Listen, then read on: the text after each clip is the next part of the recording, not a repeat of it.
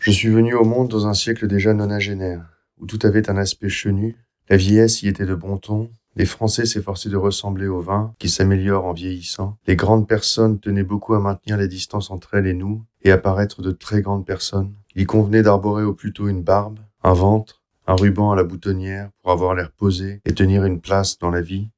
Quand aujourd'hui nous revoyons un film ou un album de photographie de cette époque, ce qui nous frappe, c'est l'aspect de maturité pesante et rigide de toutes ces figures, de ces femmes alourdies de manches à gigot, jupes-cloches, chapeaux triomphaux, ombrelles, boas et falbalas, de ces messieurs montés sur faux cols qui s'avancent compassés et cérémonieux avec leurs jaquettes à pans, leurs mèches et leurs barbiches. Le monde se prenait alors terriblement au sérieux. Quant à la jeunesse, elle se cachait, elle n'était pas personne morale, elle n'avait droit à rien. Elle n'est entrée en scène qu'en août 1914, mais alors elle a tout changé. L'après-guerre a vécu sous son signe, c'était très bien. Malheureusement, nous avons vite dépassé ce stade.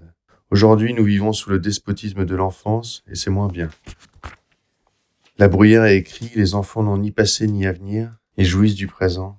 Comme nous avons été volés et dépouillés, nous n'économisons plus en vue d'un incertain lendemain, et nous avons cessé de croire à l'expérience. Nous ne croyons plus qu'à l'état d'innocence du bon sauvage, prôné par les révolutions, de l'enfant riche en instinct. Mais notre idéal, ce n'est pas l'enfant de génie, l'enfant héroïque, Pascal ou Pic de la Mirandole, ni l'enfant malheureux et sensible à la Vallès. Notre idéal, c'est l'enfant roi, le bébé Cadom. Comme lui, nous rions et nous crions pour un rien. Nous ne nous attachons plus qu'à la surface des choses. Nous regardons les images. Cet âge est sans pitié. Nous sommes durs et cruels pour les autres. Et pour nous, douillés, la berceuse et la bouillie. Les salons sont pleins d'égards pour ces messieurs qui n'ont jamais pu se résoudre à grandir et à quitter leur mère. Et ces éternels garçonnets, ces petits incroyables donnent le ton. Ils influencent nos arts dans le sens du baroque, du mignard, de la miniature. Les réunions mondaines s'appellent des parties, comme au croquet. Nous ne nous asseyons plus sur des chaises, mais par terre, et chez les peuples encore plus enfants que nous, chez les Américains, les marchands de sucre d'orge font fortune à tous les coins de rue. Ce n'est plus le beau et le bon, c'est le bobo et le bonbon. Nos peintres et nos poètes s'exercent au tracé malhabile, aux couleurs sans danger.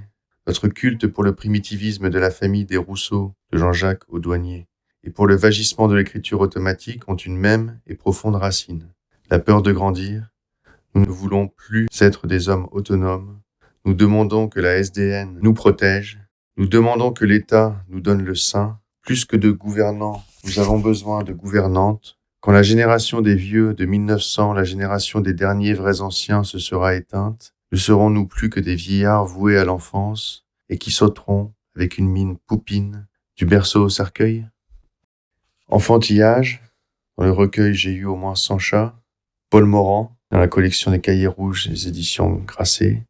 Aux alentours, j'ai pas la date, je dirais entre 1923 et 1925, pendant les années folles.